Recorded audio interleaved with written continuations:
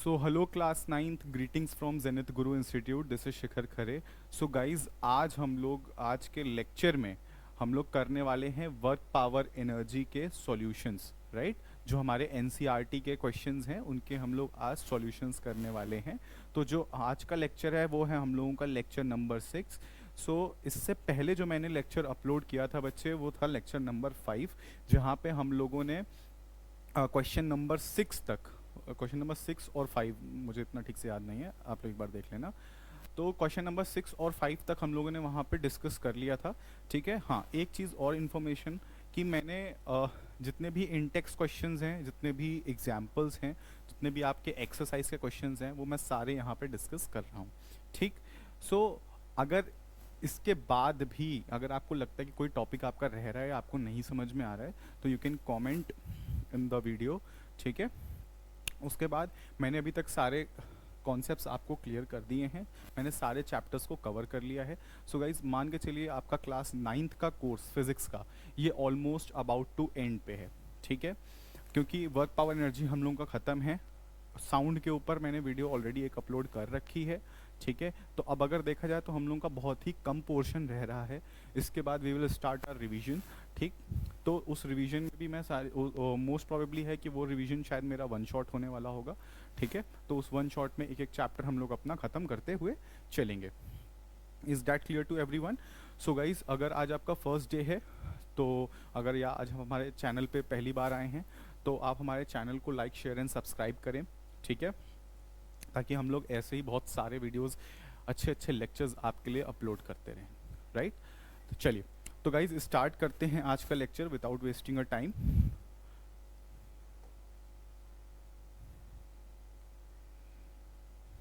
Yes. So हाँ, अगर मैं बात करूं अपने लेक्चर नंबर 5 की, तो in lecture number 5 we have completed till question number 5, ठीक.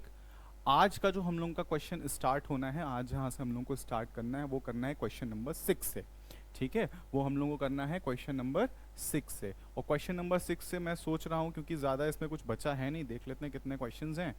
यस, 21 क्वेश्चंस हैं. तो एक काम करते हैं, इस क्वेश्चन को आज हम लोग पूरे 21 क्वेश्चंस करके इसको निपटा देते हैं, ठीक है, ताकि आप लोगों को ये चीज़ समझ में आ जाए. क्योंकि देखो, अब इसमें हम ज़्यादा बाइफर्केशन नहीं करना चाहते हैं कि हम 6 क्वेश्चन अभी करा दें, 6 क्वेश्चन बाद में करा दें, क्योंकि फिर वो बहुत लंबा खिंच जाएगा, जिसका कोई सेंस नहीं बनेगा, ठीक है. तो मैं आज ही के लेक्चर में ये सारे क्वेश्चंस हम लोग इसको करके ख़त्म करते हैं, क्योंकि मुझे जहाँ तक पता है बहुत ज़्यादा क्वेश्चंस हैं नहीं, बहुत ज़्यादा सॉल्विंग टाइप क्वेश्चंस नहीं, यहाँ पे सिर्फ कॉन्सेप्चुअल थोड़े से क्वेश्चन ज़्यादा हैं और एक ही टाइप के क्वेश्चन ज़्यादा हैं, ठीक. जैसा कि अभी तक मैंने पिछले वीडियो में भी देखा था कि काफ़ी सारे क्वेश्चन एक ही पैटर्न पे थे, ठीक है. तो वह जैसा कि मैंने आपसे पहले भी बोला है कि देखो, क्वेश्चंस के ऑलमोस्ट एक ही पैटर्न पे वर्क करते हैं.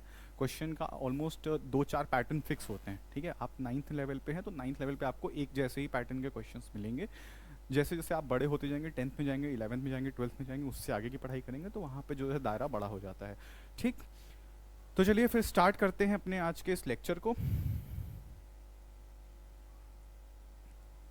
Yes, so let's start with question number 6 and देखते हैं ये क्वेश्चन क्या कहता है, इसकी क्या रिक्वायरमेंट है और हम लोग इसकी रिक्वायरमेंट पूरी कर पाते हैं या नहीं कर पाते हैं.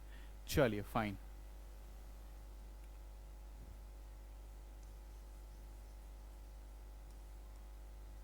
ओके, अब देखते हैं क्वेश्चन.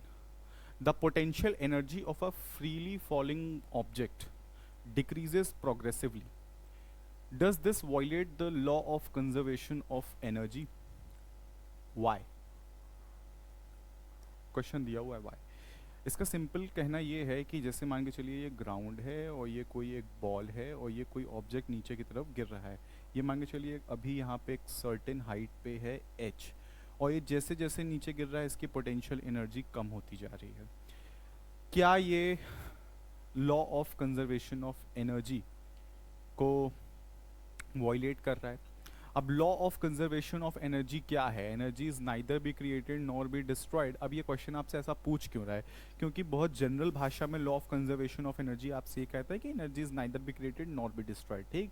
और ये आपसे कह रहा है कि यहाँ तो एनर्जी कम हो रही है भाई, यहाँ एनर्जी कम हो रही, तो क्या ये इसका वायलेशन नहीं है? तो नहीं, बिल्कुल वायलेशन नहीं है। क्यों वायलेशन नहीं है?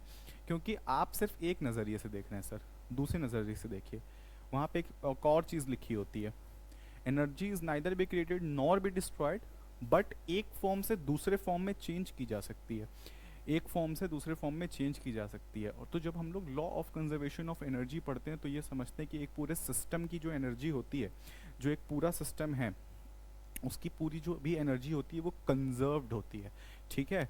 तो जब ये जो भी यहाँ पे आप देख रहे हैं, यहाँ पे जो भी मोशन बेटा हो रहा है, इस मोशन में दो एनर्जीज इन्वॉल्व हैं, एक है हमारी काइनेटिक एनर्जी और एक है हमारी पोटेंशियल एनर्जी, राइट। तो यहाँ पे आप इसको एक छोटा सा एग्जाम्पल दे रहा हूँ, आप उससे समझने की कोशिश करना। सपोज ये एक टैंक है, ठीक है, और यहाँ से एक पाइप निकली हुई है जो कि कनेक्टेड है इस टैंक से। अब ये टैंक है आपका पोटेंशियल एनर्जी का, ये है काइनेटिक एनर्जी का। ये अभी यहाँ तक भरा हुआ है, ठीक है, ये अभी यहाँ तक भरा हुआ है पूरा फुल। अब क्या हो रहा है, जैसे जैसे ये बॉल नीचे जा रही है, अब इसको और इसको आपको रिलेट करना है, थोड़ा सा समझ लेना, बाकी तो मैं बता ही दूंगा ताकि आपको ये इजीली कंसेप्ट समझ में आ जाए, इसलिए मैं बता रहा हूँ, इसको समझना। अब समझो जैसे कि ये बॉल धीरे धीरे नीचे जा रही है, जैसे जैसे ये नीचे जा रही है आपको ये काम करना है कि यहाँ से एनर्जी, या मान के चलिए यहाँ से पानी फ्लो कर रहा है, ठीक है, जैसे जैसे ये नीचे जा रहा है यहाँ यहाँ पानी फ्लो कर रहा है, और जैसे यहाँ पहुँचेगा ये पूरा टैंक खाली हो चुका होगा, सारी एनर्जी ट्रांसफ़र किस में हो जाएगी, सारा वाटर किस में ट्रांसफ़र हो जाएगा, काइनेटिक एनर्जी में ट्रांसफ़र हो जाएगा।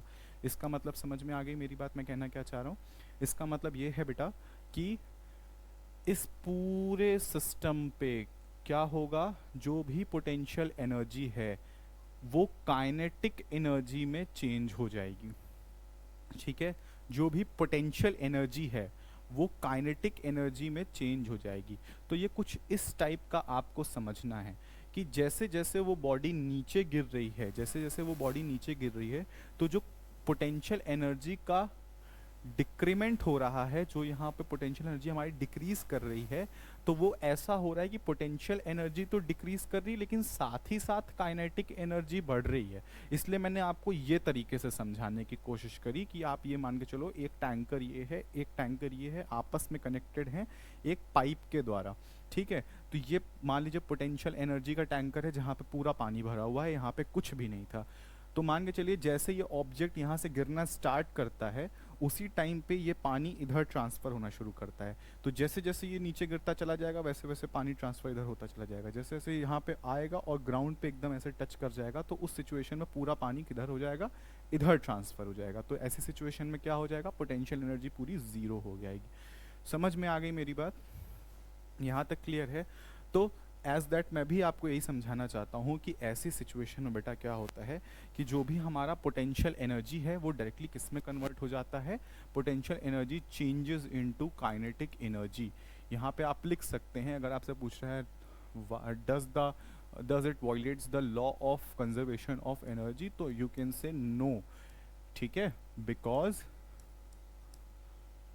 potential energy changes into kinetic energy. No, because potential energy changes into kinetic energy.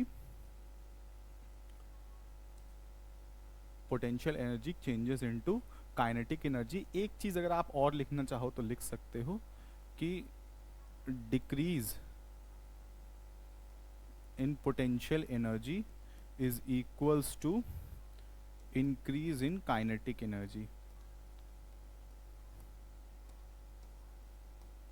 तो ये चीज़ अगर आप देखोगे तो ये इस कॉन्सेप्ट पे पूरी बैठ रही है। समझ में आ रही है मेरी बात? ठीक है, चलिए, होप सो ये क्वेश्चन आप लोगों को बेटा समझ में आ गया होगा। बहुत सिंपल क्वेश्चन था। आते हैं अब नेक्स्ट क्वेश्चन के ऊपर। Next question is question number 7।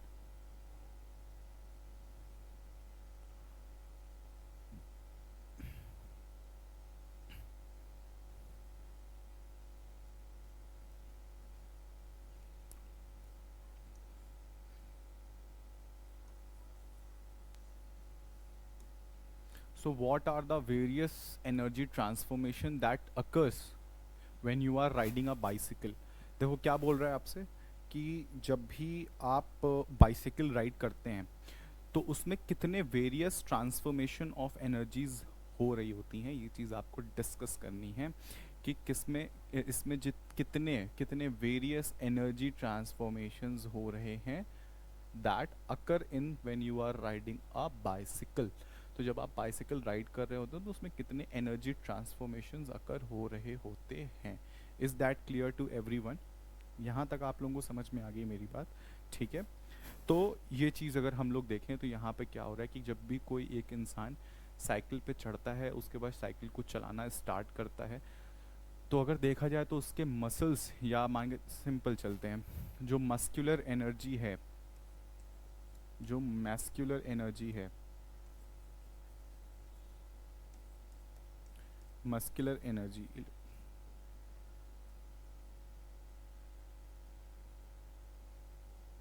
Muscular energy, muscular energy direct किस में ट्रांसफॉर्म होती है ये आपको देखना है।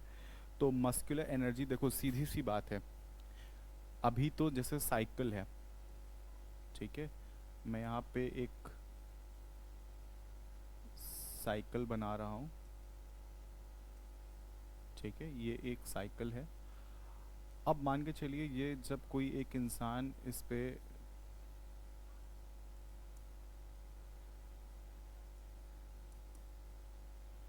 चढ़ रहा है, ठीक है, एक इंसान ये साइकिल चला रहा है, तो अब बताओ कि ये जो साइकिल का, जब ये जैसे ही साइकिल स्टार्ट होगी तो जाहिर सी बात है ये ऑब्जेक्ट किस में आएगा, मोशन में आएगा, ठीक है, ये ऑब्जेक्ट किस में आएगा बेटा, ये ऑब्जेक्ट आएगा मोशन में, ठीक है, ये ऑब्जेक्ट आ जाएगा मोशन में, मोशन से मोशन करके ये थोड़ा सा आगे बढ़ेगा, तो जाहिर सी बात है मोशन करके आगे बढ़ेगा तो काइनेटिक एनर्जी भी इन्वॉल्व होगी, और फिर ये एक पर्टिकुलर डिस्टेंस को, यहाँ पे एक काइनेटिक एनर्जी आएगी, ठीक है।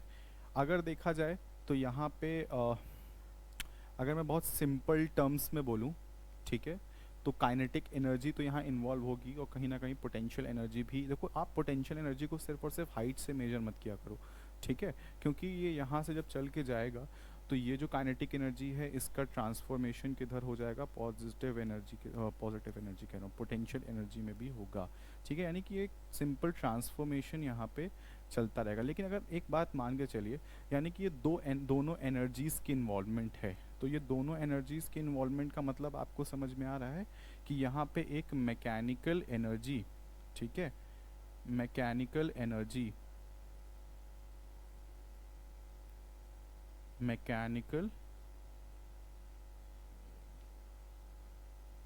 एनर्जी इन्वॉल्व होगी, प्लस क्योंकि ये इंसान साइकिल चला के थक जाएगा, इसकी बॉडी में हीट भी जनरेट हो रही है इसकी वजह से, तो यहाँ पे आ जाएगा हीट एनर्जी भी, हीट एनर्जी भी आ जाएगा। तो यहाँ पे आप क्या लिख सकते हो, this energy is transformed into mechanical energy and plus heat energy, ठीक है। ये एक वेरियस ट्रांसफॉर्मेशन एनर्जी का चार्ट है, आप इसको भी यहाँ पे बना सकते हैं, ठीक है, यहाँ तक समझ में आ गई मेरी बात। तो ये basic various transformation of energy का यहाँ पे एक एग्जाम्पल है जो यहाँ पे सेटल अप किया गया है। होप सो ये क्वेश्चन भी आप लोगों को बच्चे समझ में आ गया होगा। अब आते हैं अपने नेक्स्ट क्वेश्चन की तरफ बेटा, ठीक है। चलिए अब आते हैं बेटा अपने नेक्स्ट क्वेश्चन की तरफ, विच इज क्वेश्चन नंबर 8।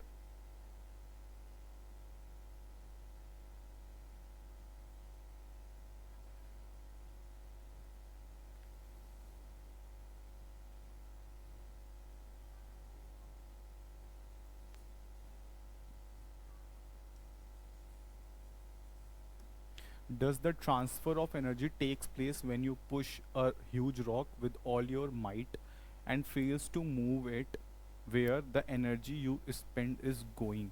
अब ये आपसे सिंपल बच्चे एक सवाल ये कर रहा है कि जब भी आप किसी भी एक बड़ी, मान के चलिए एक बड़ी रॉक है ना, एक एग्जाम्पल के तौर पे यहाँ पे मान के चलिए एक बड़ा सा रॉक है, ये रॉक नहीं है।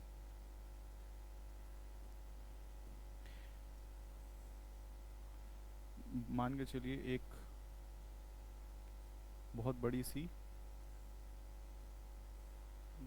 रॉक है, ठीक है।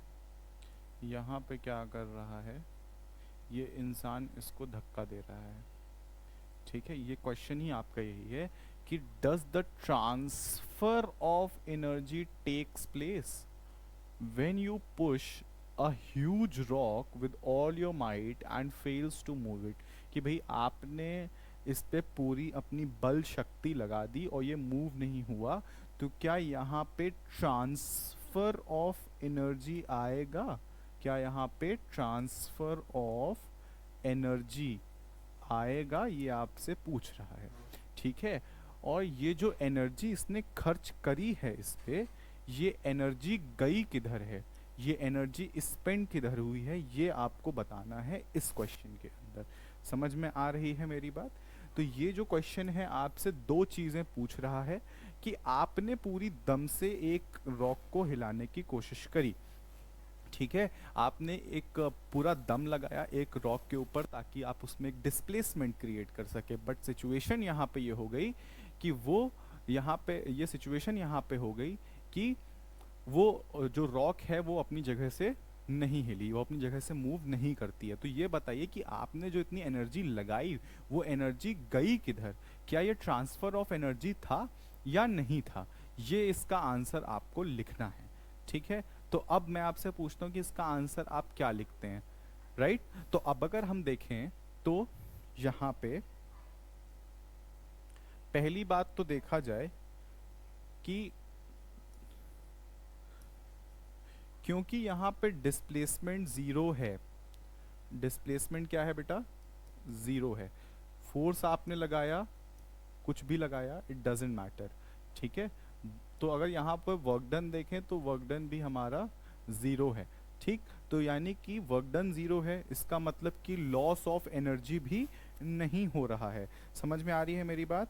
यहाँ पे लॉस ऑफ एनर्जी नहीं हो रहा है, लेकिन हाँ एक चीज़ यहाँ पे आ रही है, एक चीज़ यहाँ पे आ रही है। तो पहला तो ये आपने देख लिया कि first point is no loss of energy, no loss of energy, ठीक। नो लॉस ऑफ एनर्जी क्योंकि वर्क डन ही ज़ीरो है ना। क्योंकि देखो मैंने लास्ट वीडियो में भी बेटा आपको बताया था कि एसेंशियल्स की बात करें तो एसेंशियल्स ऑफ वर्क डन दो हैं। क्या है? एक तो फोर्स अप्लाइड है, दूसरा है डिस्प्लेसमेंट, ठीक है। तो ये आपको ये दोनों एसेंशियल्स हैं वर्क डन के, जहां पे भी वर्क डन होगा ये दोनों चीजें जरूरी होनी चाहिए, ठीक। अब यहाँ पे देखो तो ये है नो लॉस ऑफ एनर्जी, तो पहला तो ये आ गया कि नो लॉस ऑफ एनर्जी, तो ठीक है। फिर सर ये बताइए कि ये जो एनर्जी गई वो गई कहाँ? आप इमेजिन करो, 2 मिनट के लिए सारी साइंस छोड़ दो, सिर्फ कॉमन सेंस की बात करो। यहाँ पे आप ये देखो कि अगर मान कर चलिए इसको ये पूरी हिम्मत से पूरी शक्ति से एनर्जी इसको पूरी एनर्जी से धक्का मारने की कोशिश कर रहा है, तो अब आप ये बताइए इसके पास होगी कुछ मैस्कुलर एनर्जी, ठीक है। यहाँ पे इसके पास कुछ मस्कुलर एनर्जी होगी, सही बात है। लेकिन क्या होगा, ये जितनी ज़्यादा एनर्जी लगाएगा तो एक टाइम के बाद इस एनर्जी लगाते लगाते इसको थोड़ा सा पसीना आना शुरू हो जाएगा, इसको स्वेटिंग शुरू हो जाएगी। यानी कि यहाँ पे क्या हो रहा है, इसकी मैकेनिकल एनर्जी बेटा हीट एनर्जी में चेंज हो रही है। इसकी मैकेनिकल एनर्जी बेटा किधर चेंज हो रही है? हीट एनर्जी में। यहाँ तक क्लियर हो रहा है मेरी बात? ठीक है, ये पूरा सबको क्लियर हो रहा है बच्चे, राइट। अब आगे बढ़ते हैं अपने नेक्स्ट क्वेश्चन पे। देखो क्वेश्चंस बहुत इजी हैं, कॉन्सेप्चुअल क्वेश्चंस हैं। देखो ऐसा नहीं कि ये क्वेश्चन सिर्फ आपको लगाना है, इनसे आपको सीखना भी है कि ऐसी किसी सिचुएशन में, देखो ये सारे वो क्वेश्चंस हैं ना बेटा जो जनरल माइंड्स में आते हैं, समझ रहे हो। ये कोई बहुत ऐसा नहीं कि सिर्फ आपको फिजिक्स पढ़ाने के लिए किया गया है, ऐसा कुछ नहीं है। ये बहुत ऐसे क्वेश्चंस हैं जो जनरल माइंड में आते हैं कि भाई देखो ये वर्क ठीक है, मैं यहाँ पे फोर्स तो लगा ही रहा हूँ, भले डिस्प्लेसमेंट नहीं हो रहा, लेकिन मेरे क्या जो एनर्जी जो लॉस हो रही है उसका हम क्या करेंगे। तो ऐसा होता है कि वो जो मैस्कुलर एनर्जी होती है वो तुम्हारी हीट एनर्जी में ट्रांसफर कन्वर्ट हो रही होती है, समझ में आ रहा है, चेंज हो रही होती है। बाकी यहाँ पे एनर्जी का कोई लॉस नहीं है। समझ में आई मेरी बात? अब आते हैं अपने नेक्स्ट क्वेश्चन पे।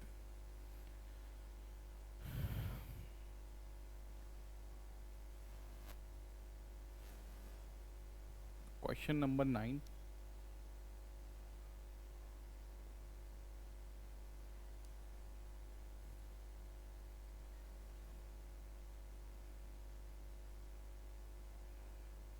यस, अब ये क्वेश्चन देखो बेटा, यहाँ पे क्या लिखा है।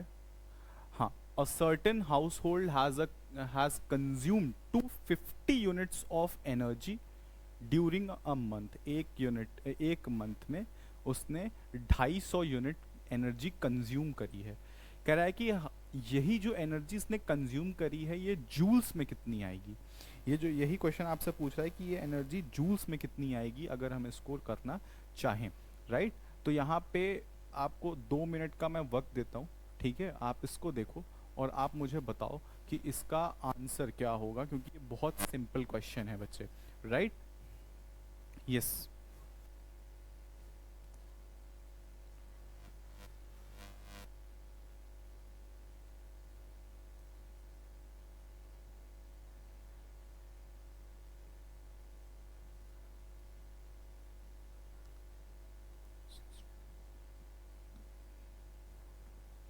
यस, होप सो आप लोगों ने कर लिया होगा।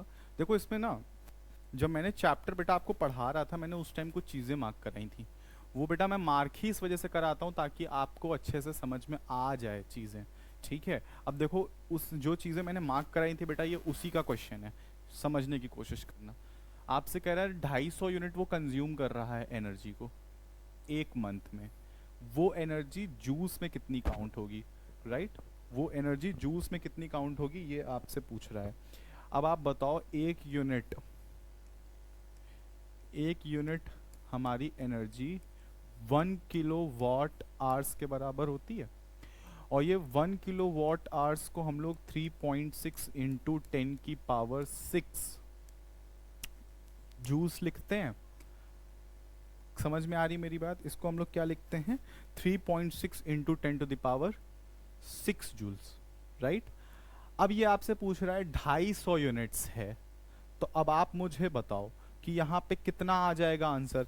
आपको कुछ नहीं करना है, यहाँ पे सिर्फ और सिर्फ इतना ध्यान देना है कि एनर्जी इन जूल्स कितनी लिखोगे। एनर्जी इन जूल्स कितनी लिखोगे, यहाँ पे ये लिखोगे आप 250 multiplied by 250 multiplied by what, this.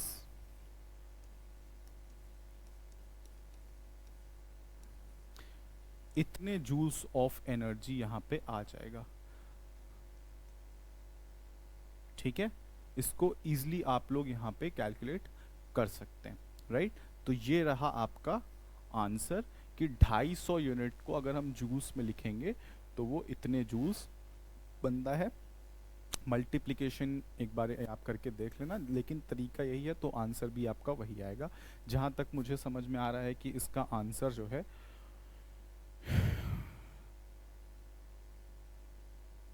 9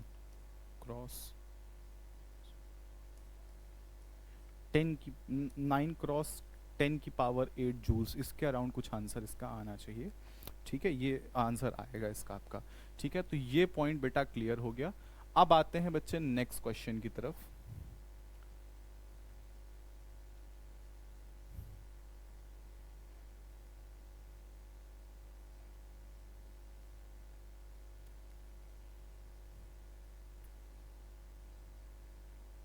हाँ, ये क्वेश्चन देखो, ये क्वेश्चन मुझे थोड़ा सा ठीक लग रहा है, आप लोगों को भी समझ में आएगा। अब ये क्वेश्चन बेटा आपसे कह रहा है कि an object of mass 40 kg is raise to a height of 5 meters to the ground. What is the potential energy of the object is allowed to fall? What is the what is its potential energy? पहली बात तो पूछ रहा है आपसे कि potential energy यहाँ पे कितनी होगी बेटा। फिर आपसे पूछ रहा है कि if the object is allowed to fall, तो कह रहा है उसकी काइनेटिक एनर्जी बताइए when it is half away down. ठीक है, बात बिल्कुल देखो सिंपल है। इतनी सिंपल बात है बच्चे कि कायदे से तो मुझे आपको ये चीज़ बतानी चाहिए, क्योंकि ये भी देखो पहले के कॉन्सेप्ट से ही एकदम जुड़ी हुई है। पहले का कॉन्सेप्ट है, बॉल ऊपर से नीचे गिर रही थी, पोटेंशियल एनर्जी किस में कन्वर्ट हो रही थी? काइनेटिक एनर्जी में।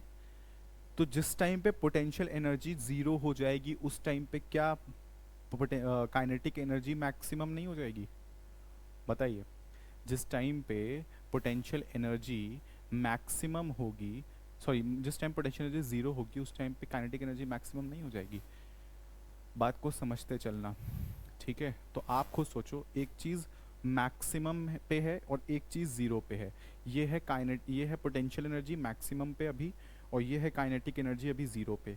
तो जैसे जैसे पोटेंशियल एनर्जी डिक्रीज होनी शुरू हो जाएगी वैसे वैसे काइनेटिक एनर्जी होनी इंक्रीज होनी शुरू हो जाएगी। तो ये क्या होगा, ये धीरे से ऐसे आएंगे, ये जैसे जैसे ज़ीरो की तरफ बढ़ना शुरू करेगा और ये मैक्सिमम की तरफ बढ़ना शुरू करेगा। तो एक पॉइंट ऐसा आएगा जहाँ पे ये दोनों मैच करेंगे, और यही आपका हाफ पॉइंट होगा। समझ में आ रही है मेरी बात? ये क्वेश्चन आपसे यही पूछ रहा है कि ये बताइए कि ऐसी सिचुएशन में यहाँ पे क्या होगा। ठीक है, तो बहुत सिंपल है, जितनी एनर्जी हाफ उधर होगी उतनी ही एनर्जी हाफ उधर होगी। जाहिर सी बात है, अगर ये मैक्सिमम पे है और ये ज़ीरो पे है, इस चीज़ को समझना, जब ये हाफ पे आएगी तो ये भी तो हाफ पे ही पहुंचेगा। समझ रहे हो? जैसे जैसे ये नीचे आना शुरू करेगा वैसे वैसे ये ऊपर चढ़ना शुरू करेगा। ये है काइनेटिक एनर्जी, ये है पोटेंशियल एनर्जी। तो क्या होगा, जैसे जैसे ये मैक्सिमम से ज़ीरो की तरफ आनी शुरू होगी और ये ज़ीरो से मैक्सिमम की तरफ जाना शुरू होगा, तो एक टाइम ऐसा आएगा जब ये दोनों मैच करेंगे। तो जाहिर सी बात है, ये अगर हाफ चला है तो ये भी तो हाफ ही होगा, क्योंकि इक्वल डिस्ट्रीब्यूशन है। समझ में आ रही है मेरी बात? तो चलो इसको भी देख लेते हैं कि क्वेश्चन करना कैसे है। ठीक है, तो यहाँ पे अपन बच्चे पहले क्या कैलकुलेट करेंगे, पहले तो तुमको पोटेंशियल एनर्जी कैलकुलेट करना है। अब क्वेश्चन समझ लो एक बारी। क्वेश्चन में यहाँ पे डायग्राम बना देता हूँ ताकि आपको समझ में आएगा। मान के चलो ये रहा ऑब्जेक्ट, ठीक है, मैंने इसको यहाँ से ड्रॉप किया। ये थी हाइट 5 मीटर्स की, 5 मीटर्स की हाइट थी, और ये इसकी हाइट थी हाफ, यानी कि यहाँ से यहाँ तक हो गई 2.5 और यहाँ से यहाँ तक हो गई 2.5। समझ में आ गई मेरी बात? तो 2.5 मीटर ये आपस में चेंज हो जाएंगे। ठीक है, इस बॉल का मास बेटा कितना है, दिया हुआ है 40 केजीज। ठीक है, हाइट आपको दी गई है 5 मीटर्स की। ठीक है, उसके बाद ग्रेविटी यहाँ पे आपको नहीं मेंशन है तो मैं 10 ले लेता हूँ ताकि आपको इजीली जो है यहाँ पे समझ में आ जाए। तो ठीक है, तो ये 10 मीटर पर सेकेंड स्क्वायर की ग्रेविटी हो जाएगी। तो एक काम करते हैं, पोटेंशियल एनर्जी को कैलकुलेट कर लेते हैं। तो यहाँ पे हम लोगों को पोटेंशियल एनर्जी का भी कॉन्सेप्ट यहाँ पे बेटा पूरा क्लियर हो जाएगा। Is that clear to everyone? Right. तो चलो पहले तो पोटेंशियल एनर्जी कैलकुलेट कर लेते हैं बेटा, पूरी पूरी यहाँ से लेके यहाँ तक पूरे 5 मीटर की डिस्टेंस कवर करने में जितनी पोटेंशियल एनर्जी होगी उतनी कवर कर लेते हैं, उतनी निकाल लेते हैं। ठीक है, तो पोटेंशियल एनर्जी पूरी निकालेंगे बेटा, तो यहाँ पे कितनी आ जाएगी देखो। मास यहाँ पे रखेंगे 40, ग्रेविटी रखेंगे 10 और दिस विल बी 5। तो ये कितना हो जाएगा, 5 4 20, यानी कि 2000 जूल्स। ठीक है, तो ये हो गया 2000 जूल आपकी पोटेंशियल एनर्जी। अब आता है in the half way, in the half way PE कितनी होगी ये निकाल लेना। पीई तो कैलकुलेट किया जा सकता है ना, तो पीई यहाँ पे हम कैलकुलेट कर लेते हैं। तो m वही रहेगा और ये भी वही रहेगा, m और g सेम रहेगा। हाइट कितनी हो जाएगी बेटा, हाफ आते ही 2.5 हो जाएगी। ठीक है, तो दिस विल बी 2.5, राइट। अब अपन यहाँ पे इसको मल्टीप्लाई करते हैं, तो 25 4s आर 100, सो यहाँ पे हो जाएगा 1000 जूल, है ना, ये 1000 जूल हुआ। ठीक, अब देखो अगर मैं सिंपल बात करूं लॉजिक की, तो लॉजिक यहाँ पे यही है कि आधा अगर आधे रास्ते पे बात करोगे तो जितनी आधी पोटेंशियल एनर्जी होगी आधी उतनी यहाँ पे काइनेटिक एनर्जी भी जनरेट हो चुकी होगी। ठीक है, क्योंकि यहाँ पे एनर्जी का ट्रांसफॉर्मेशन हो रहा है ना पोटेंशियल से काइनेटिक की तरफ। तो जब सोचो आधी एनर्जी ये जितनी एनर्जी इस पॉइंट पे यहाँ पे, अगर यहाँ पे पोटेंशियल एनर्जी 1000 आ रही है तो इसी पॉइंट पे काइनेटिक एनर्जी भी 1000 आएगी। क्यों? क्योंकि यहाँ से यहाँ तक में एनर्जी जो ट्रांसफॉर्मेशन है वो आधा हो चुका है। ठीक है, बात समझ में आ रही है? तो यहाँ से अगर देखा जाए तो इतना ही यहाँ पे काइनेटिक एनर्जी भी होगी। लेकिन अगर फिर भी आपको प्रॉब्लम है, नहीं समझ में आ रहा है, तो इधर देख लो, टोटल एनर्जी ले लो। ठीक है, टोटल एनर्जी की अगर हम बात करें तो क्या होगा बेटा? Potential energy plus kinetic energy. Total energy आपने कितनी निकाली थी? 2000 निकाली थी, है ना? और पोटेंशियल एनर्जी आधे रास्ते की कितनी निकाली? 1000 निकाली। ठीक है, तो यहाँ पे काइनेटिक एनर्जी आपकी कितनी आ जाएगी बेटा? ये देखो 1000 आ जाएगी। समझ में आई मेरी बात? देखो, इस चीज से आप समझ गए होंगे कि मैं क्वेश्चन आपको इतनी देर से क्या समझाना चाह रहा था। वो यही समझाना चाहता कि आधे रास्ते पे दोनों एनर्जीज बराबर होंगी। ठीक है, क्योंकि जब एक जीरो पे है, जब एक मैक्सिमम में है तो दूसरा जीरो पे है, तो जैसे जैसे वो मैक्सिमम से जीरो की तरफ बढ़ेगा, ये जीरो से मैक्सिमम की तरफ बढ़ेगा। ठीक है, तो क्योंकि इक्वल डिस्ट्रीब्यूशन है तो यहाँ पे क्या होगा कि जैसे जैसे ये जीरो की तरफ बढ़ेगा, ये मैक्सिमम की तरफ बढ़ेगा। तो एक टाइम ऐसा आएगा जब ये दोनों मैच करेंगे, और ये तभी हो पाएगा जब ये आधा इधर से चल जाएगा और आधा ये नीचे इधर से चल जाएगा, यानी कि आधी एनर्जी काइनेटिक एनर्जी में ट्रांसफर हो चुकी होगी। ठीक है, ट्रांसफॉर्मेशन हो चुका होगा। तो जाहिर सी बात है, अगर 1000 पोटेंशियल एनर्जी का यहाँ पे है तो उतना ही यहाँ से काइनेटिक एनर्जी का भी हो जाएगा। बहुत सिंपल क्वेश्चन था। ठीक है, ये समझ में आ रही है मेरी बात बच्चे? ओके, अब आते हैं बेटा नेक्स्ट क्वेश्चन की तरफ। Fine,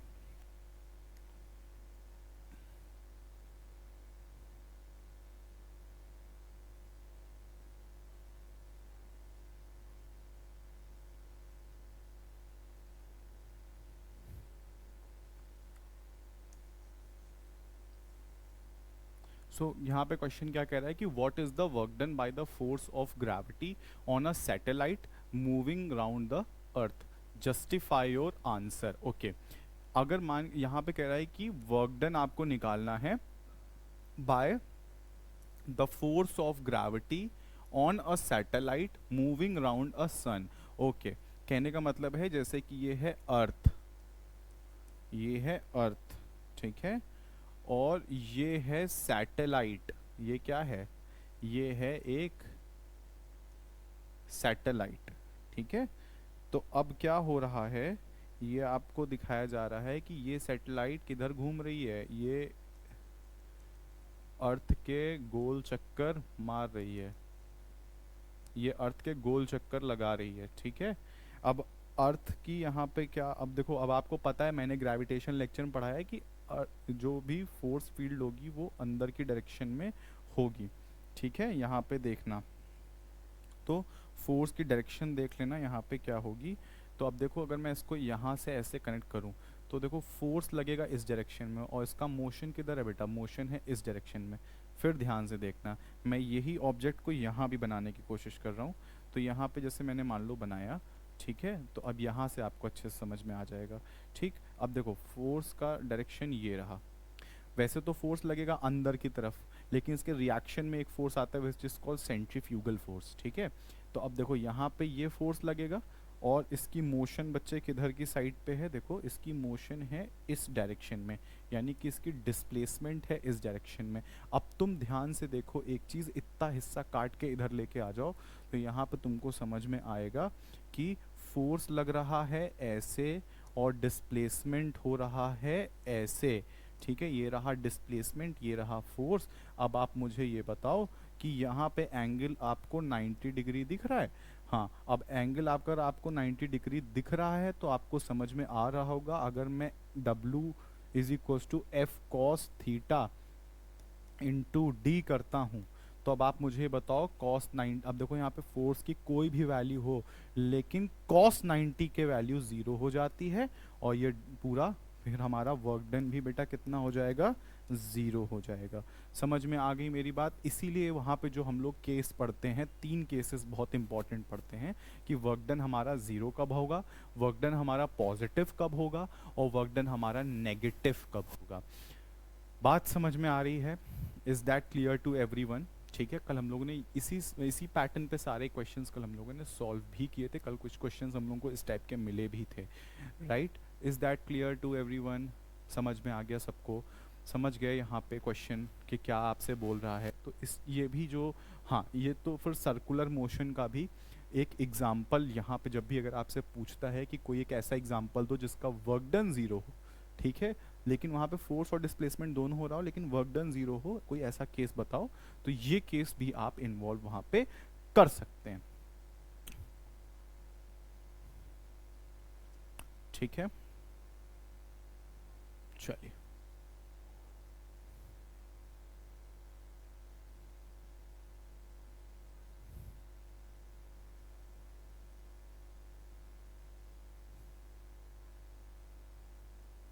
okay, yes, so our next question is बेटा,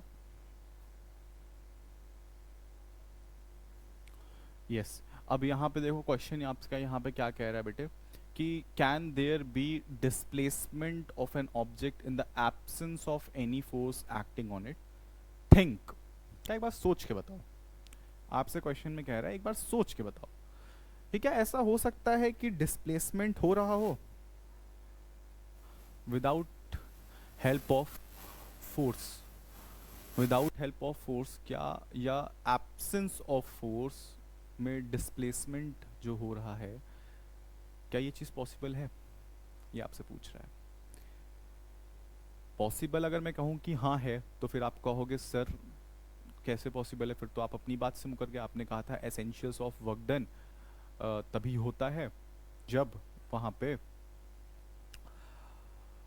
फोर्स और डिस्प्लेसमेंट दोनों हो रहा हो। हाँ, तो यहाँ पे वर्क डन की बात हम थोड़ी कर रहे हैं, यहाँ पे हम बात उसकी थोड़ी कर रहे हैं, हम तो बस यही कह रहे हैं कि क्या डिस्प्लेसमेंट पॉसिबल है विदाउट एनी फोर्स? तो हाँ बिल्कुल है, यहाँ पे वर्क डन की तो मैं बात ही नहीं कर रहा हूँ, तो इस बात से बिल्कुल कंफ्यूज मत होना।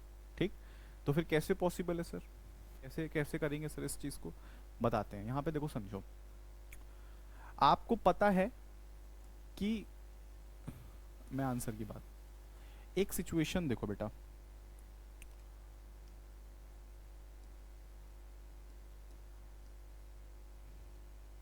एक सिचुएशन देखो, मान के चलो ये कोई एक ऑब्जेक्ट है, ये इधर को जा रहा है, हम्म, किसी एक पर्टिकुलर मान के चलो एक्स वेलोसिटी से चल रहा है, ये किसी एक्स वेलोसिटी से चल रहा है, ये मूव कर रहा है। अब आप मुझे ये बताइए कि अगर इसमें एक्सेलरेशन आ गया, यानी कि यूज ऑफ एक्सटर्नल फोर्स हुआ, मेरी बात समझना, जैसे मान के चलो ये अब रास्ते पे है, इसको मैं थोड़ा और पीछे खींच देता हूँ, मान के चलो ये रास्ते पे है, ये किसी एक्स वेलोसिटी से चल रहा है। अब आप समझना, ये चल ही रहा है, अभी ये चल रहा है, एक्स वेलोसिटी से ये चल रहा है। अब देखो यहाँ पे दो चीजें होंगी जहाँ पे फोर्स अप्लाइड होने की जरूरत है, बात समझना, जहाँ पे एप्लीकेशन ऑफ फोर्स नीडेड है वो मैं चीज बता रहा हूँ, वहां समझना। अब मान के चलो ये जिस भी वेलोसिटी से चल रहा है, अगर मुझे बॉडी को एक्सेलरेट करना हो, अगर मुझे बॉडी को एक्सेलरेट करना हो तो भी मुझे फोर्स चाहिए, ठीक। अगर मुझे बॉडी को रोकना हो तो भी मुझे फोर्स चाहिए। बात समझ में आ रही है मेरी बात? ठीक है, कि अगर हमें किसी बॉडी को रोकना हो तो भी फोर्स चाहिए, किस डायरेक्शन में? ऑपोजिट डायरेक्शन में। अगर मुझे इसकी वेलोसिटी में चेंज लाना है तो देखो, जाहिर सी बात है कि जब ये बॉडी मोशन करेगी इस डायरेक्शन में, जब ये बॉडी इस डायरेक्शन में मोशन कर रही है, किसी भी वेलोसिटी के साथ ये चल रही है, तो ऐसी सिचुएशन में यहाँ पे क्या होगा बेटा कि जब आप अपोजिट डायरेक्शन में फोर्स लगाएंगे तो वेलोसिटी कम हो जाएगी। जब यहाँ से पॉजिटिव डायरेक्शन में फोर्स लगाएंगे, यानी कि इस डायरेक्शन में फोर्स लगाएंगे जिस डायरेक्शन में चल रहा है, तो बॉडी एक्सेलरेट हो जाएगी। लेकिन अगर मान के चलो मैं बॉडी पे फोर्स ही ना लगाऊं, मैं बॉडी पे फोर्स ही ना लगाऊं, तो अब आप मुझे बताओ, ये जिस वेलोसिटी से मूव कर रहा है ये आगे उसी वेलोसिटी से मूव करता रहेगा ना, यानी कि कांस्टेंट वेलोसिटी से मूव करता रहेगा ना? बताओ, कांस्टेंट वेलोसिटी से मूव करता रहेगा। तो जब कांस्टेंट वेलोसिटी से मूव करता रहेगा तो क्या यहाँ पे फोर्स लग रहा है? क्या यहाँ पे फोर्स की ज़रूरत पड़ रही है? नहीं ना। समझ में आ गई मेरी बात? क्वेश्चन समझ गए?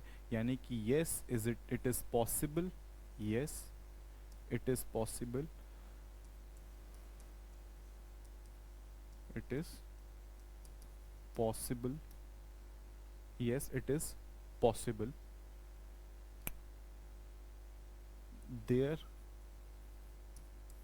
can be a displacement without force. The situation is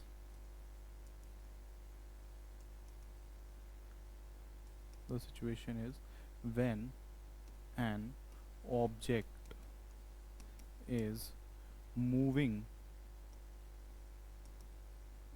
with constant acceleration, constant velocity, sorry, not an acceleration, constant velocity, then F net is equals to zero.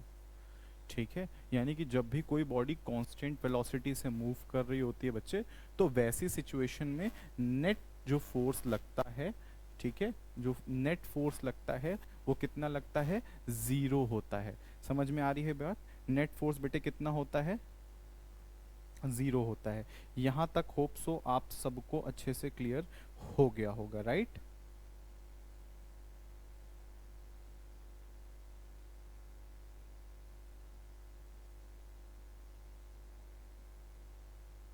Sure, यहाँ तक सबको समझ में आ गया? चलिए अब आगे बढ़ते हैं, नेक्स्ट क्वेश्चन पे आते हैं बेटे।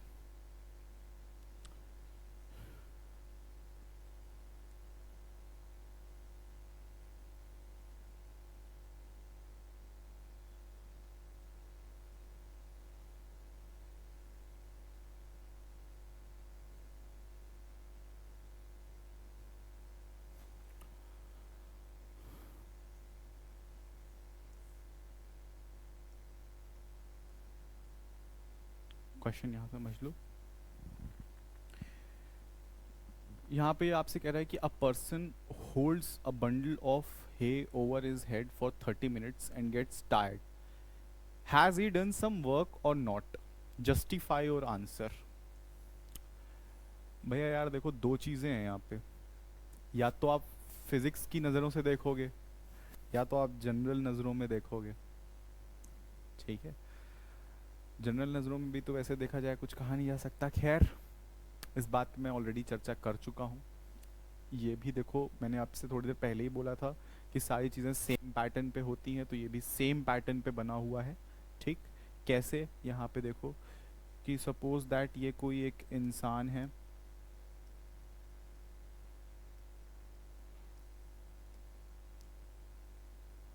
इन्होंने अपने सर पे सामान लेके रखा हुआ है। ठीक, इन्होंने सर पे यहाँ पे सामान लेके रखा हुआ है फॉर 30 मिनट्स। कोई वर्क किया, ये आपसे पूछ रहा है कि इन्होंने कोई वर्क किया। यहाँ पे तो आपको बता नहीं है कि वर्क किया कि नहीं किया। ओके, फिर वही चीज़, वही दो अनमोल रतन एसेंशियल्स पे आते हैं। पहला तो फोर्स एक्ट होना चाहिए और दूसरा डिस्प्लेसमेंट होनी चाहिए। क्या यहाँ पे दोनों में से एक भी चीज़ हो रही है? लेकिन बात तो ये है कि ये दोनों एसेंशियल फुलफिल होने चाहिए तभी तो वर्क डन होगा। ठीक है, लेकिन यहाँ पे एक ही एसेंशियल फुलफिल हो रहा है, वो है फोर्स का, तो भी वर्क डन ज़ीरो है, क्योंकि डिस्प्लेसमेंट ज़ीरो है तो वर्क डन भी ज़ीरो होगी, तो भी वर्क डन ज़ीरो है। सर कोई दूसरा तरीका भी है। मान के चलो ये इंसान अगर इधर की डायरेक्शन में चल रहा होता, मान के चलो ये जो सर हैं ये इस डायरेक्शन में चल रहे होते। अब अगर आप देखो, ये चल इस डायरेक्शन में रहे हैं, फोर्स इनके ऊपर इस डायरेक्शन पे लग रहा है, यानी कि देखो इनके बीच का एंगल कितना हो गया, 90 एंगल हो गया इनके बीच का। तो फिर तुम अब बताओ, यहाँ पे अगर यहाँ पे एंगल अगर बेटा 90 डिग्री का बन रहा है, तो मैं इधर समझाता हूँ आपको। यहाँ पे जो फोर्स है इसका जो वेट है ये नीचे की तरफ लग रहा है, इनका डिस्प्लेसमेंट इस डायरेक्शन में है, यानी कि ये फोर्स इस डायरेक्शन में लग रहा है और डिस्प्लेसमेंट इस डायरेक्शन में है।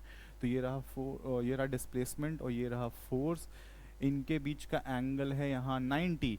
तो अब आप खुद सोचो, जब आप लिखोगे W is equals to F cos theta dot s. तो आप ये बताओ, ये कॉस थीटा की वैल्यू कितनी हो जाएगी? ज़ीरो हो जाएगी। तो ये कितना हो जाएगा? एफ ज़ीरो क्रॉस एस, तो work done will be zero. ये भी सिचुएशन यहाँ पे पॉसिबल है। ठीक है, बात मेरी समझ में आ गई इतनी आप सबको? यहाँ तक सबको क्लियर है गाइस? ठीक है, ये भी देखो बेटा, वही सेम सिचुएशन, वही सेम सॉल्यूशन यहाँ पे भी। लेकिन हाँ, ये देखो, ये चाचा थोड़े गुस्साए हुए लग रहे हैं क्योंकि इनको बोल दिया गया कि तुमने कोई काम नहीं किया, इसलिए गुस्से में है। गुस्से में होंगे ही, ये बात ही ऐसी कर रहे हैं सर। कह रहे हैं ये दो चीज़ें पूरे होने चाहिए, दोनों में से एक भी नहीं होगा तो भी ज़ीरो है। उसके बाद एंगल वेंगल भी देख रहे हैं। ठीक है, चलो भाई, अब आते हैं नेक्स्ट क्वेश्चन पे। Next question is, next question is, यहाँ पे क्या लिखा हुआ है? Next question, yes sir, next question is, यहाँ पे क्वेश्चन आपसे कह रहा है कि an electric heater is rated 1500 वाट। यहाँ पे रेटेड कितना है बेटा? 1500 वाट रेटेड है। How much energy does it use in 10 hours? Energy निकालनी है तुमको। अच्छा, मैंने लेक्चर में भी बताया था। यहाँ पे देखो, यहाँ पे पावर कितनी गिवन है बेटे? 1500 वाट की गिवन है। टाइम कितना गिवन है? 10 आवर्स का गिवन है। मैंने आपको पहले भी बताया था कि energy is equals to power cross time होता है। ये चीज़ मैंने आपको ऑलरेडी बताई हुई है। ठीक, energy is equals to power cross time. अब ये पावर बेटा वाट्स में दिया हुआ है, आपको इसको किलो वाट में करना है। तो कितना कर लोगे? 1.5 कर लोगे। ठीक है, 1000 से डिवाइड कर दोगे ना इसको, तो कितना हो जाएगा? 1.5 हो जाएगा। Is that clear? उसके बाद अपन इसको क्या करेंगे? सिंपल 1.5 से ये जो टाइम है इसको मल्टीप्लाई कर दोगे, तो 15 किलो वाट आवर्स, ये आपका आंसर यहाँ पे आ जाएगा। यहाँ तक मेरी बात समझ में आ गई बच्चे? कितना इजी है देख लो, आपके सामने ही सिंपल कुछ फॉर्मूले की एप्लीकेशन यहाँ पे आपको याद रखनी है। कुछ ये देखो, ये ट्रांसफॉर्मेशन पे क्वेश्चंस बेटा ज़रूर आएंगे। एक चीज़ आप ये ज़रूर देख लेना कि अगर वाट में लिखा है तो हम इसको किलो वाट में कैसे चेंज करेंगे, अगर किलो वाट में लिखा है तो इसको हम लोग वाट में कैसे चेंज करेंगे, फिर जूल्स में किस तरह से चेंज करेंगे, कि वैल्यू वगैरह जो आपको याद रखनी पड़ेगी 3.6 वाली, वो सारी चीज़ें। देखो, कुछ ये छोटी छोटी चीज़ें हैं जो आपके नंबर बचा के चलती हैं। ठीक है, यहाँ तक होप सो आप लोगों को सारी चीज़ें समझ में आ गई। अब आते हैं बच्चे नेक्स्ट क्वेश्चन की तरफ। नेक्स्ट क्वेश्चन यहाँ पे क्या है? Question number 15। चलिए क्वेश्चन नंबर 15 देखते हैं। क्वेश्चन नंबर 15 पे क्या बात हो रही है?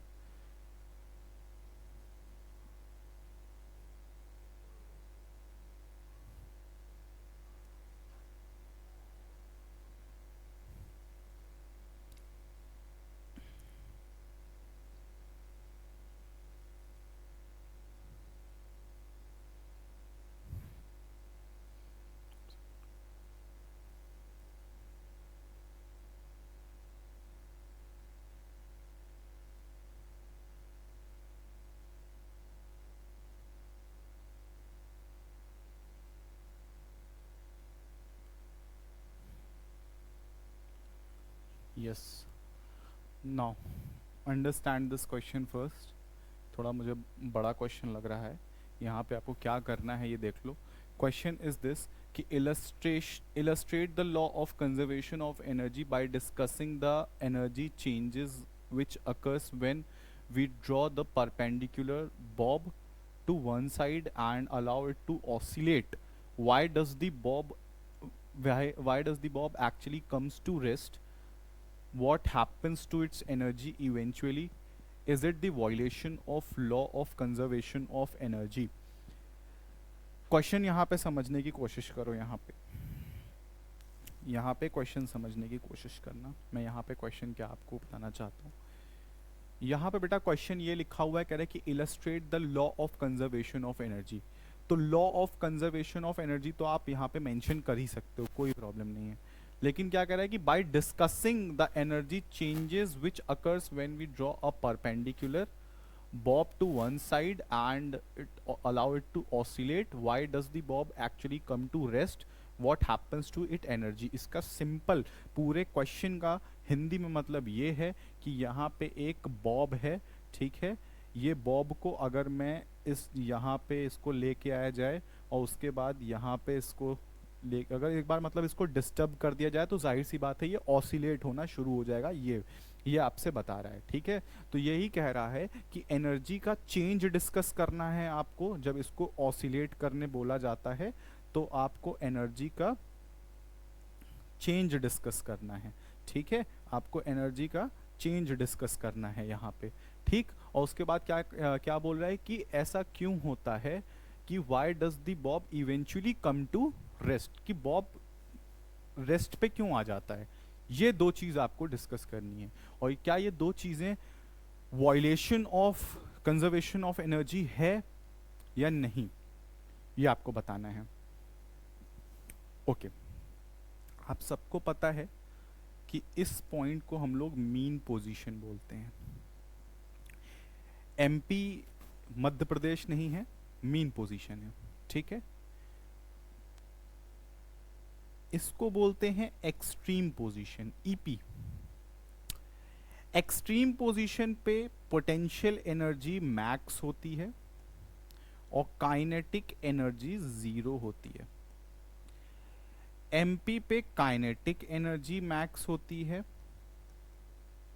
और पोटेंशियल एनर्जी 0 होती है। यहां पे भी पोटेंशियल एनर्जी मैक्स हो जाती है और काइनेटिक एनर्जी 0 हो जाती है। ये दोनों चीजें देख रहे हो, तीनों चीजें समझ में आ रही हैं। ऑसिलेशन कैसे होता है इसको समझ लो। ये मीन पोजीशन से पहले एक्सट्रीम पे जाता है, एक्सट्रीम से फिर मीन पे आता है, फिर एक्सट्रीम पे जाता है और फिर मीन पे आता है, तब एक ऑसिलेशन कंप्लीट होता है। आ गई मेरी बात समझ में? तब कितना ऑसिलेशन कंप्लीट होता है बच्चे? एक ऑसिलेशन कंप्लीट होता है, राइट? इज इट अंडरस्टैंडिंग और नॉट? समझ में आ रहा है क्या? तो क्या यहाँ पे law of conservation of energy violate हो रहा है? नहीं। क्यों? क्योंकि प्रॉपर ट्रांसफॉर्मेशन ऑफ एनर्जी तो हो ही रहा है, एनर्जी कंजर्वेशन तो दिख ही रहा है कि पोटेंशियल काइनेटिक में चेंज हो रही है, काइनेटिक पोटेंशियल में चेंज हो रही है, ठीक है, ये तो proper law of conservation of energy है, यहाँ तो कोई प्रॉब्लम नहीं है, ठीक है। तो पहले पॉइंट से तो अपन बाहर निकल गए कि यहाँ पे law of conservation of energy काम कर रहा है कि नहीं। हाँ, तो बिल्कुल काम कर रहा है। अब कह रहा है कि वो why does the bob eventually come to rest. अब देखो बॉब क्यों रेस्ट पे आ जाता है, आपको ये सवाल है कि भाई बॉब रेस्ट पे क्यों आ जाता है। तो जाहिर सी बात है, एयर रेजिस्टेंस नाम का भी कोई चीज होता है, कुछ एनर्जी जो है क्या लग जाती है, इसको रोकने में लग जाती है। समझ में आ गई मेरी बात? तो ये चीज की वजह से जो हमारा पेंडुलम है ये रुक जाता है। तो there is no violation of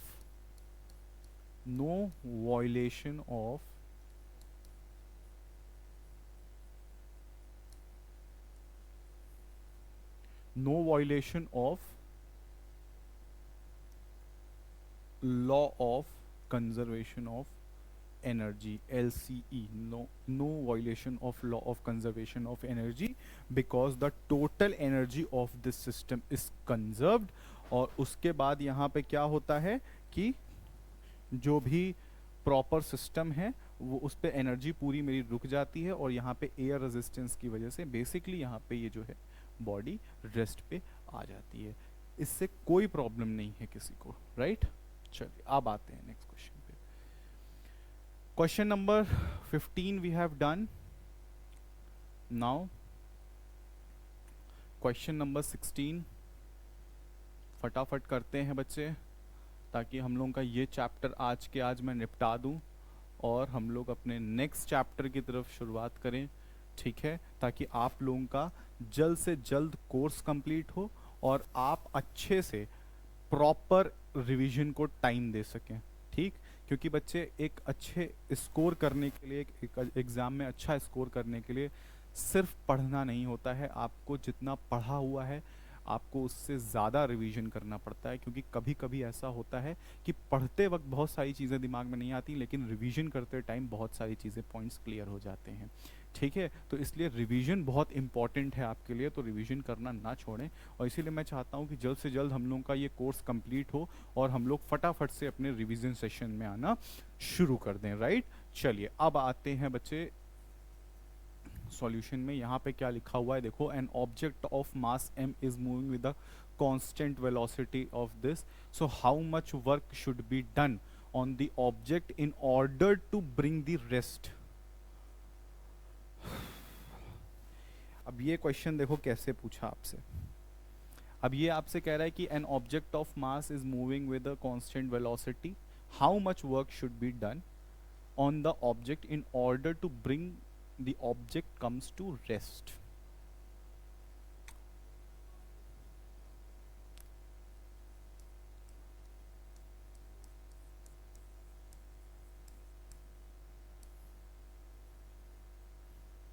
इतनी एनर्जी यूज होगी, खत्म बात। Is that clear. यहाँ पे क्या लिखा हुआ है, N object of mass m ना, moving with the constant velocity, ठीक है। तो एनर्जी बेटा देखो, इतने ही अमाउंट की एनर्जी कंज्यूम हो जाएगी बॉडी को रेस्ट पे लाने के लिए, समझ गए। ये हाफ एम वी स्क्वायर यही होता है, क्योंकि आधी अमाउंट ऑफ एनर्जी कहीं और निकल जाती है। समझ में आई मेरी बात, ठीक है। तो आधी एनर्जी जो है ये यही इसी वजह से है, ताकि ऑब्जेक्ट को रेस्ट पे लाया जा सके, ठीक है। यहां तक क्लियर है बच्चे। चलिए, तो ये भी बहुत सिंपल सा क्वेश्चन था। अब आते हैं बेटा अपने नेक्स्ट क्वेश्चन की तरफ। क्वेश्चन नंबर 18 देखो, क्वेश्चन नंबर 18 शायद मुझे थोड़ा देखने में लग रहा है कि ठीक ठाक है, ताकि हम लोगों को समझ में आएगा। एक काम करते हैं,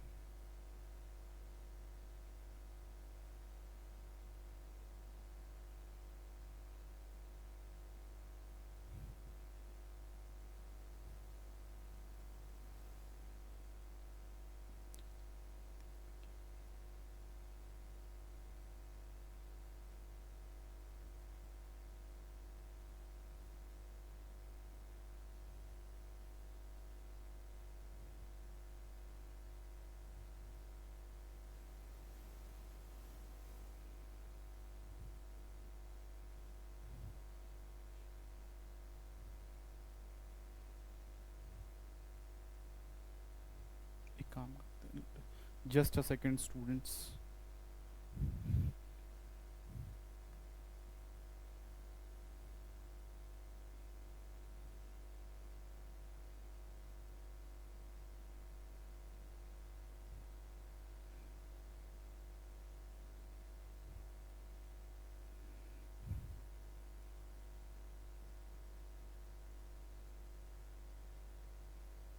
yes, okay.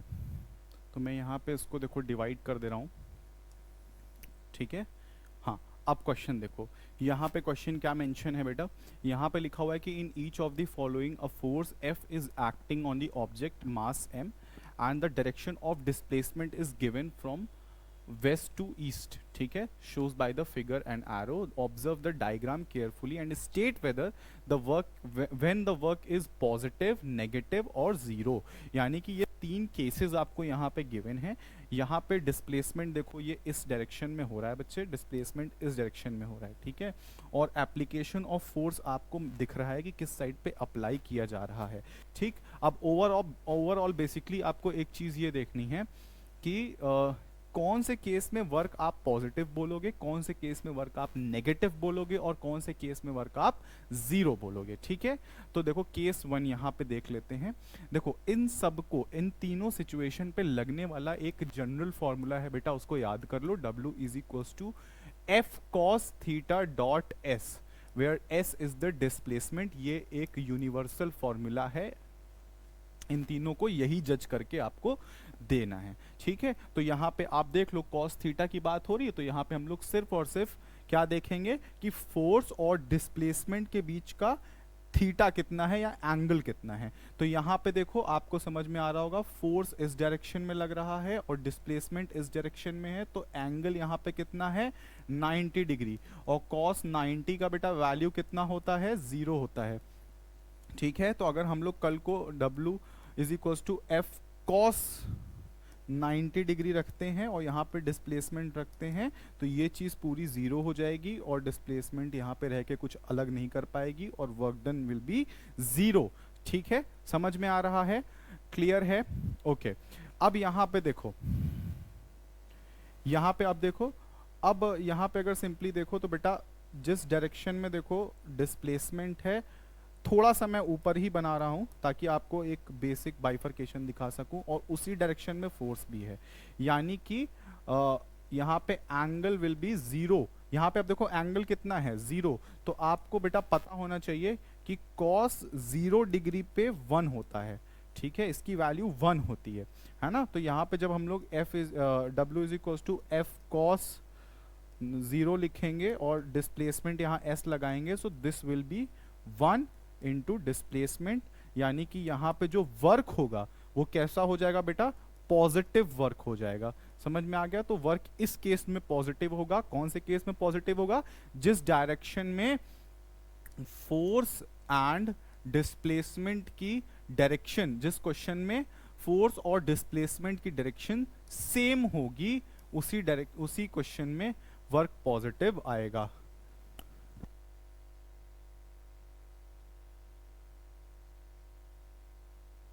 Yes, just sorry for this, okay. अब आते हैं इस केस में बेटा, यहां पे अगर आप देखो तो एप्लीकेशन ऑफ फोर्स किधर है, इधर है। फोर्स बेटा यहां पे देखो, यहां पे फोर्स इस डायरेक्शन में लग रहा है और डिस्प्लेसमेंट इस डायरेक्शन में हो रही है। ठीक है, एग्जाम्पल देता हूं आपको, एग्जाम्पल मैंने कल भी दिया था। जब भी कोई चीज़ आप, जैसे मान के चलिए कुएं से कोई पानी निकालता है, ठीक है, कुएं से कोई पानी निकालता है, तो जो ग्रेविटेशनल फोर्स है बेटा वो तो नीचे की डायरेक्शन में लग रहा होता है ना, वो नीचे की, देखो इधर देखो, ऐसे समझना यहाँ पे, अगर ये मान के चलो कोई बाल्टी है, इसको ऊपर रस्से से खींचा जा रहा है, ठीक है, इस डायरेक्शन में। अब देखो इसका जो फोर्स है, इसमें जो ग्रेविटेशनल फोर्स है वो किधर लग रहा है, नीचे की तरफ लग रहा है, लेकिन इसका डिस्प्लेसमेंट किधर हो रहा है, ऊपर की तरफ हो रहा है। ठीक है, तो ये इधर लग रहा है फोर्स, इधर हो रहा है डिस्प्लेसमेंट। Is that clear? तो वैसी सिचुएशन में देखो यहाँ पे देखो एंगल कितना फॉर्म हो रहा है, 180 डिग्री का एंगल कितना फॉर्म हो रहा है, 180 डिग्री का। तो और कॉस 180 डिग्री पे वैल्यू कितनी देता है बच्चे, -1 की देता है। तो कल को अगर हम लोग W is equals to F cos 180 degree लिखते हैं, सो दिस विल बी -1, या वर्क विल बी नेगेटिव। ठीक है, so in this situation work will be negative. यहां तक समझ में आ गया सबको? यस। अब आते हैं बच्चे नेक्स्ट क्वेश्चन की तरफ। अब हमारे पास सिर्फ 3 क्वेश्चंस और बचे हैं। ठीक है, तो इन तीनों क्वेश्चंस को अपन अच्छे से कर लेते हैं, राइट?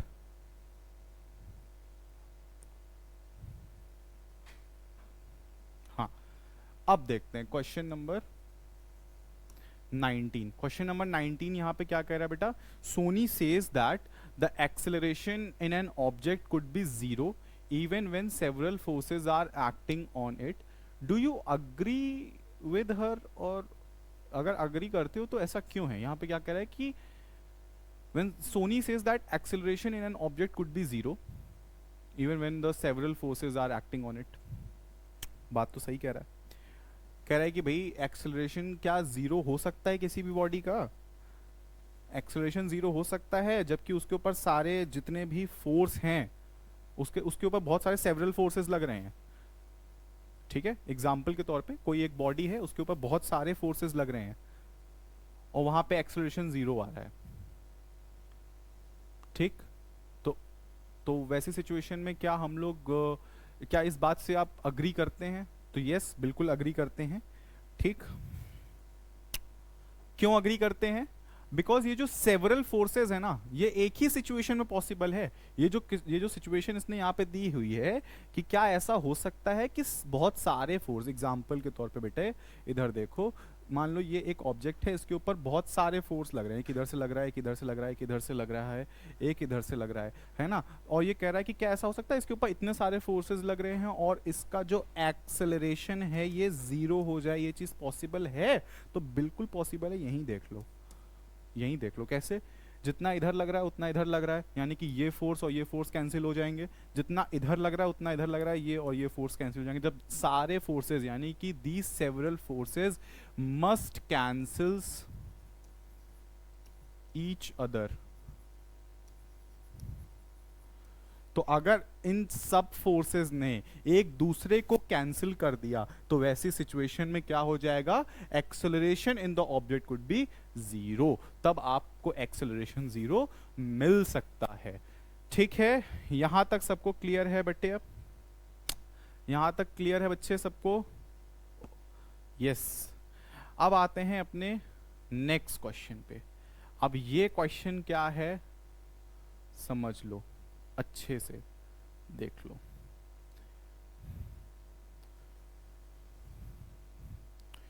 क्वेश्चन क्या गिवन है बेटा? Question is find the energy in joules consumed in 10 hours. फिर वही बात है, एनर्जी निकालना है, पावर क्रॉस टाइम करोगे। ठीक है, यहां तक समझ में आ गया सबको?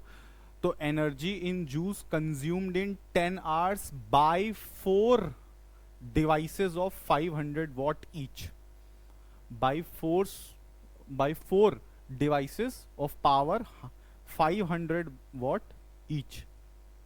क्लियर है? पावर निकालना है तुमको।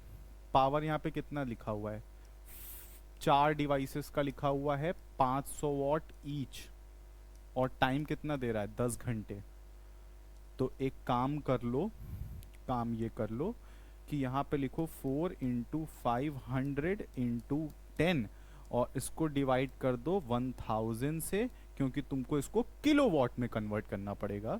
तो यहाँ से देखो तीनों जीरो गायब हो जाएंगे, सो this will B 20 kilowatt hours.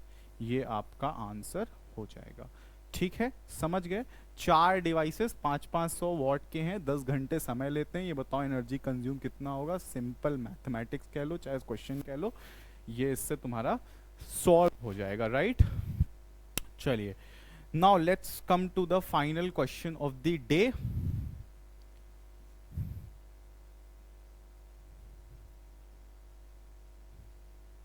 Now let's come to the last question of the day. Question क्या है फिर से देख लो। A freely falling object eventually stops on reaching the ground, what happens to its kinetic energy. फिर से question पढ़ रहा हूं, ध्यान से समझना बच्चे। क्या लिखा हुआ है यहां पे? अ freely falling object, a freely falling object eventually stops on reaching the ground, what happens to its kinetic energy। ये आपसे पूछ रहा है कि कोई भी फ्रीली फॉलिंग ऑब्जेक्ट है, अगर ये ग्राउंड को हिट करता है, एग्जाम्पल के तौर पे यहाँ पे बेटा मैं एक एग्जाम्पल बना रहा हूँ। जैसे मान के चलो ये एक बॉल है, ये एक सर्टेन हाइट पे यहाँ रखी गई है। जैसे ही मैंने इसको यहाँ पे गिराया तो जाहिर सी बात है ऑन रीचिंग द ग्राउंड, है ना, ये जैसे यहाँ पे पहुंचेगी ग्राउंड पे तो क्या हो जाएगी? रुक जाएगी। ठीक है, तो यहाँ पे पूछ रहा है कि इस पॉइंट पे इसकी काइनेटिक एनर्जी के साथ यहाँ पे क्या हाल होने वाला है। ठीक है, तो यहाँ पे आंसर में बेटा हम लोग क्या लिखेंगे? ठीक, यहाँ पे अगर हम लोग देखें तो इस टाइप का क्वेश्चन हम लोगों ने फर्स्ट क्वेश्चन में भी शायद किया हुआ था कि यहाँ पे क्या होता है कि जैसे जो भी ऑब्जेक्ट यहाँ पे गिरना शुरू करेगा वैसे वैसे इसकी पोटेंशियल एनर्जी जो भी है, इसकी जो भी पोटेंशियल एनर्जी है ये धीरे धीरे डिक्रीज करनी शुरू हो जाएगी, और ये पूरी पोटेंशियल एनर्जी किस में कन्वर्ट हो जाएगी? काइनेटिक एनर्जी में कन्वर्ट हो जाएगी। यहाँ तक समझ में आ गया? ठीक है बेटे, क्लियर है? तो ये बेटा यहाँ पे क्या होगा कि यहाँ पे डिक्रीज इन पोटेंशियल एनर्जी होगा, डिक्रीज इन पोटेंशियल एनर्जी। ठीक है, तो और यहां पे जैसे ही ग्राउंड पे ये आएगा तो इसकी पूरी पोटेंशियल एनर्जी काइनेटिक एनर्जी में कन्वर्ट हो चुकी होगी। ठीक है, तो होप सो यहाँ तक आप लोगों को बेटा क्वेश्चन समझ में आ गया होगा। ठीक, तो ये क्वेश्चन भी हम लोगों का बहुत सिंपल क्वेश्चन था, जहाँ पे हम लोगों को ये समझ में आया कि ये पूरा जो क्वेश्चन है बेटा आपका law of conservation of energy पे बेस्ड है। ठीक है, पूरा क्वेश्चन हमारा बेस्ड किस पे है? Law of conservation of energy पे बेस्ड है। ये एकदम मैच करता है हमारा फर्स्ट क्वेश्चन की तरह, जहाँ पे हम लोगों ने इस टाइप के क्वेश्चंस को सॉल्व किया था। ठीक है, तो जैसा मैंने कहा था कि बेटा हम लोगों का ये चैप्टर आज के आज कंप्लीट हो जाएगा, तो ये चैप्टर आज हम लोगों का कंप्लीट होता है। ठीक है, तो अब मिलते हैं अपने नेक्स्ट वीडियो में, जहाँ पे हम लोग पूरे कॉन्सेप्ट्स के साथ सारे क्वेश्चंस को फॉलो करेंगे। राइट, तो आई होप सो आज का लेक्चर आप लोगों को समझ में आया होगा। अगर आज आप हमारे चैनल पे नए हैं बच्चे, तो लाइक शेयर एंड सब्सक्राइब करना ना भूलें। ठीक है, और बहुत सारे सब्जेक्ट्स का video like physics, chemistry, mathematics का वीडियो आपको हमारे चैनल पे अवेलेबल मिल जाएगा। राइट, तो चलिए क्लास मिलते हैं अपने नेक्स्ट लेक्चर में।